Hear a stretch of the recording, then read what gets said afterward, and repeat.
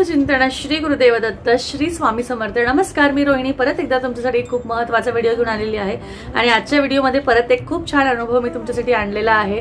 तर आजचा अनुभव एका ताईंचा आहे, एक स्वामी सेवेकरी ताईंचा आहे, ज्यांनी म्हणजे ज्यांना खूप आवडतं स्वामी सेवा करायची। खूप छोटासा अनुभव आहे, जास्ती काही ह्यामध्ये मोठं नाहीये, पण आपली स्वामी सेवा कशी आपले स्वामी देव कसे आपल्याला छोटे छोटे दृष्टांत देतात आणि त्यांनी आपल्याला कळतं की हो, स्वामी आपल्यावर खुश झालेले आहेत, स्वामी आपल्याला प्रचिती देत आहेत किंवा स्वामी आपल्याला अनुभव देत आहेत।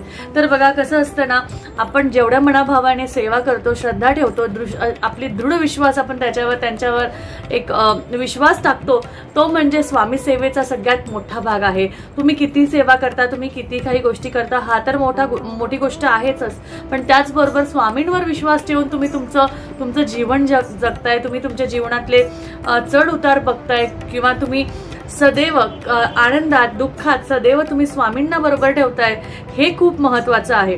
त्यामुळे स्वामी सेवा करताना कधीही अपेक्षा करू नका, कधीही इच्छा ठेवू नका। मनातनं तुमच्या जे आहे ते तुम्ही फक्त स्वामींना सांगा, ते कधी तुमच्या इच्छा पूर्ण करून देतील ना, तुम्हाला कळणार सुद्धा नाही। त्यामुळे सेवा करायची म्हणून काही मागूनच सेवा करायची अशी कधीच गरज पडत नाही। तर सेवा करताना तुम्ही फक्त साधा नैवेद्य दाखवला काय, तुम्ही एखादी पोथी वाचली काय, एखादा स्तोत्र वाचलं काय, मनापासून केलेली गोष्ट कोणतीही कधीही फळत जाते।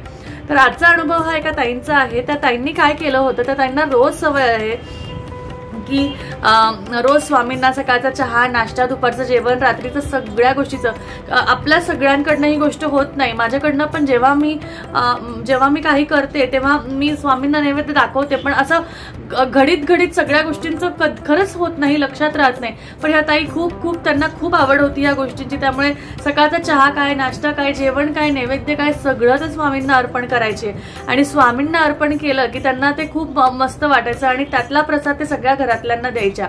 त्यातल्या त्यात त्यांना एका दिवशी म्हणजे अगदीच स्वामी प्रकट दिनाच्या आदल्या दिवशी त्यांनी हा जो नैवेद्य दाखवला, त्या कुठल्या तरी सेवा करत होत्या। त्यांनी हे सांगितलं नाही की त्या कोणत्या सेवा करत होत्या, पण नक्की स्वामी चरित्र सारामृताचं पारायण करत असतील किंवा माळ जपत असतील, कोणत्याही सेवा करत असतील किंवा नसेलही करत, पण स्वामी त्यांच्या मनात होते। त्यामुळे त्यांनी काय केलं, आदल्या दिवशी जेव्हा त्यांनी नैवेद्य दाखवलं तेव्हा तुम्ही इथे फोटो बघू शकता, वरण भात, पोळी नैवेद्य आहे, त्याचबरोबर श्रीखंड जो आहे तो श्रीखंड त्यांनी ते ताट झाकून ठेवलं, देवासमोर ठेवलं, स्वामींसमोर ठेवलं आणि स्वामींना ते नैवेद्य अर्पण केलं आणि त्यांनी मनापासून इच्छा केली की स्वामी, तुम्हाला जर का माझं आजचं हे नैवेद्य आवडलं असेल की ते नक्की तुम्ही खाऊन दाखवा, आम्हाला सांगा कसं झालं आहे, काय झालं आहे। आणि स्वामींनी खरंच दृष्टांत दिला, स्वामींनी त्यातलं श्रीखंड चकलं आणि त्याच्यानंतर त्या श्रीखंडामध्ये ते तिथं हललेलं दिसलं होतं, वरण भात सुद्धा तिथे हललेला होता। ह्याच पद्धतीने आपल्याला कळतं की स्वामी आपल्या बरोबर आहेत, स्वामी आपल्या बरोबर दरवेळेस आपल्या कोणत्याही छोट्या छोट्या गोष्टीवर आपल्याला ते प्रसन्न होतात आणि आपल्याला त्यातनं दृष्टांत देतात।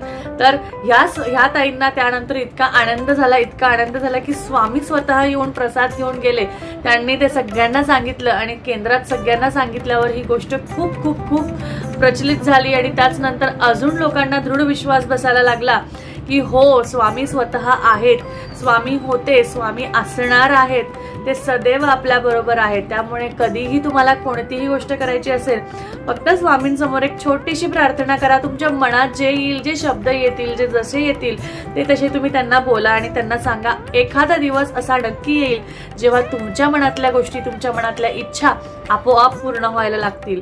तर ह्या पद्धतीने मी आजचा हा व्हिडिओ जो आहे तो इथेच संपवते। कसा वाटला हा व्हिडिओ मला नक्कीच सांगा, आवडला असेल तर व्हिडिओला नक्कीच लाईक करा, शेअर करा, चॅनलला सबस्क्राईब करा, कारण असेच अजून नवनवीन व्हिडिओ आणि माहितीपूर्वक व्हिडिओ मी तुमच्यासाठी नक्कीच घेऊन येणार आहे।